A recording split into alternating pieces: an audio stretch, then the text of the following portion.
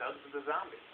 Wideload Games actually was founded on Valentine's Day of 2002, and my previous gig was I was founder of Bungie, working on Halo, and then in 2002 started up Wideload with a bunch of other Bungie guys. And the first project that we're working on, which we're going to show you today, is Stubbs the Zombie. Stubbs the Zombie is a game in which you play a character named Stubbs, who is in fact a zombie. And Stubbs, his full name is Edward Stubblefield. He was a traveling salesman in the 30s, not a particularly good one. He managed to get himself killed. And about 30-some-odd years later, Andrew Munday, this billionaire industrialist, decided to build a gleaming city of the future. Now, this is in the 50s, right? This was like, guys in the 50s, their idea of what the year 2000 would be like.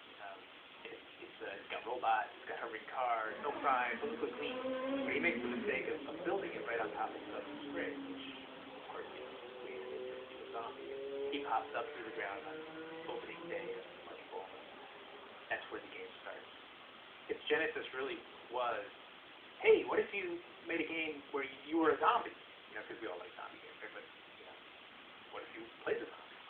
And it was a really cool challenge for us because if you think about zombies, they don't run around really fast, they're not the smart, bold and batch. They don't usually run around with guns and stuff. So, how do you turn that into a cool game? And we came up with a couple of really interesting mechanics for the game. The first of which is this idea of conversion, where you're a zombie, you run around battling human guys, you use their brains, they fall down, then they get back up as a zombie, and now they're on your team. And that's a really cool mechanic. It's really simple, but you turn an enemy into an ally, and that really just sort of can change the balance of things really quickly and in some really interesting ways. And then the other mechanic we came up with was this idea of using your body as the weapon. So you don't tote around a big, chain gun or whatever, but you've got these cool abilities where you can rip off your hand and chuck it. And now we switch player control to your hand, and the hand can run around anywhere in your environment. It can go through air ducts, you can throw it through a window. So you can go places where normally you can't go. And it also has this cool feature where with the hand you can possess any of the other characters in your team. So all the enemies that you encounter, they're all important, right? Because if you whack one, they come back as your teammates, or you possess them and use their weapon. So that's pretty cool. And then there's other body abilities that Stubbs has too, where he can rip a chunk out of his gut, throw it as a grenade, and he's got this ability called the Unholy Flatulence, which is like an air effect attack. So those two things, like the conversion and the body as a weapon, those are sort of our big ideas. Those are like the core mechanics of the game. The game is built on a Halo engine, and there's a few areas where we sort of split off to do our own thing. One of which is we're doing some graphic effects. We have a new image effects system where basically we can give the game this filtered sort of grainy look, so it makes it look more period to the 50s. And we also do stuff where when you rip off your arm and you're running around as the hand, we've got this cool image effect that's like it's all sort of black and white, over bright with blurred edges. It just gives us some visual distinction, which is kind of neat.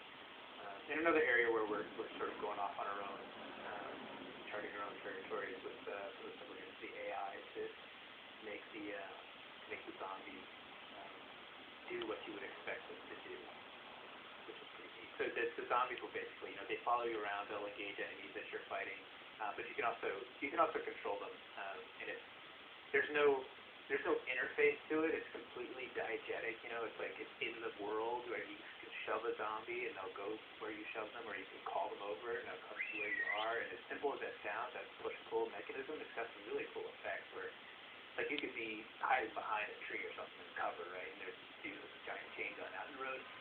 So if you run out there, he's going to shoot you, right? But you can, run into the road, call your zombies over, and they're kind of dumb, right? So they're just going to do what Stubbs said. So they run out into the road, you jump back behind cover, and now they're out in the road getting shot, which means that guy with the chain gun is focusing on the zombies on the road.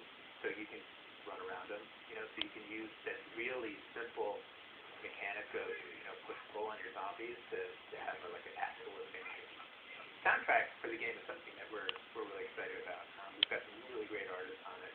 We've got Cav Percuti and Ben Queller, and some really cool songs that are inspired out of the time period of the game, like Earth Angel and Boyfriend's Back, and a lot of really cool songs out of the 50s.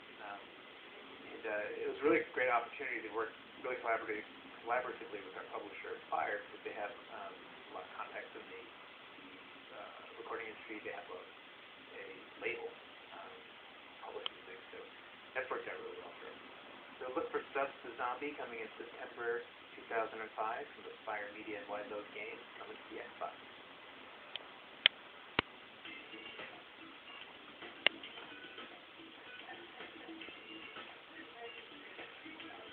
Even more drunk and high.